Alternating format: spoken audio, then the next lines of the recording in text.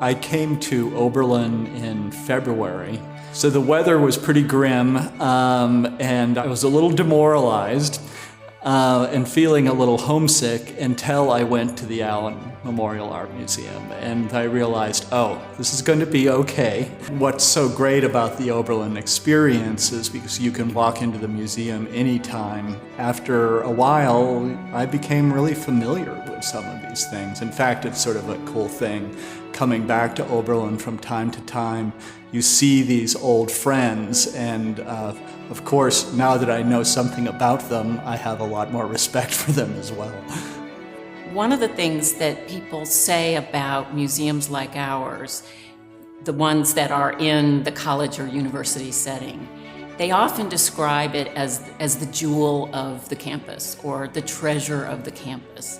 And somehow that, while it's a wonderful expression, it lessens the value in a way because the museum is not an accessory to Oberlin College. The museum is critical to Oberlin College and to the lives and work of students here in so many disciplines, not just in the arts.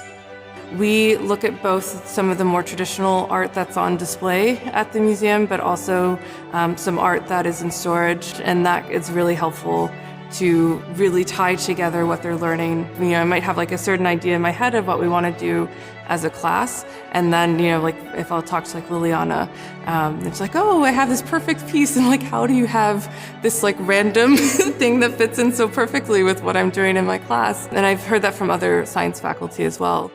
The Allen, in its 100-year history, has been really fortunate to benefit from incredibly intelligent, dedicated, energetic, and creative people in all of these different categories. They have helped to build the excellent collection, which now numbers more than 15,000 works of art that are in all media, that span many, many of the world's cultures and span 6,000 years. And they are the same people who helped to have the foresight and the vision to raise the money for, at first, our Cass Gilbert building and then the Robert Venturi addition. So it's really the people that have created this space where the collection can flourish, where the buildings were built, and where we can now take all of our wonderful assets and be an educational asset to this community. There's a feeling of ownership here, no matter where you go. Sitting at the desk, it's fun for me to see the people who walk in.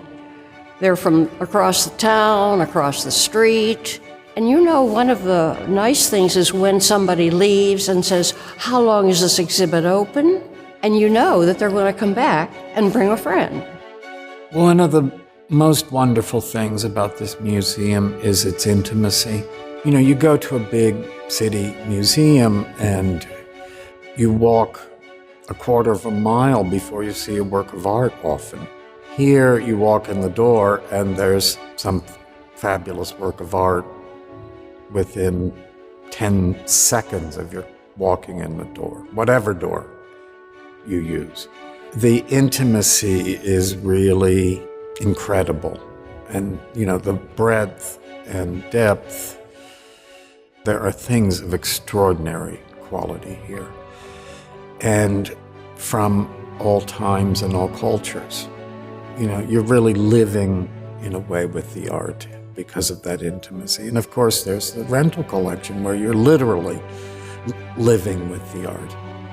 I certainly had a piece of art from the rental collection in my apartment every semester that I was here. I was living with an original work of art, and that meant so much to me. Not only does it give the student the opportunity to live with a real work of art, but you're telling that student that you trust them.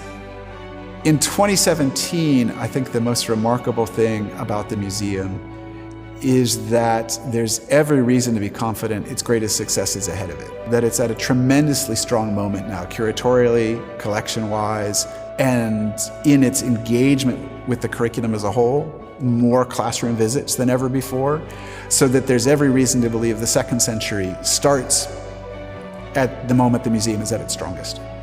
What was most special to me about the experience working at the Allen was that I worked in several different capacities. I started as a docent, and then I went on to work in the education department. Eventually I started in the print study room, and I think that upon graduating and seeking positions in other museums made it so much easier for me to kind of single out the roles that I wanted and that I felt most excited about to be working in. The Allen was one of the biggest draws of Oberlin for me and has continued to remain that way throughout my time here.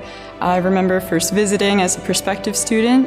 I was just absolutely in awe and thought how lucky an institution like this was to have this as a resource.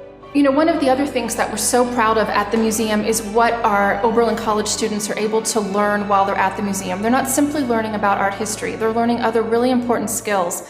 Critical thinking, evidentiary reasoning. They're being able to speak publicly in some classes in front of the art, to do writing assignments with relationship to the art. And our staff have been really creative in how they've been working with students and faculty to get them across disciplines into the sciences, the social sciences, and the humanities, as well as the conservatory, to use the collection in teaching, which is really why we're here.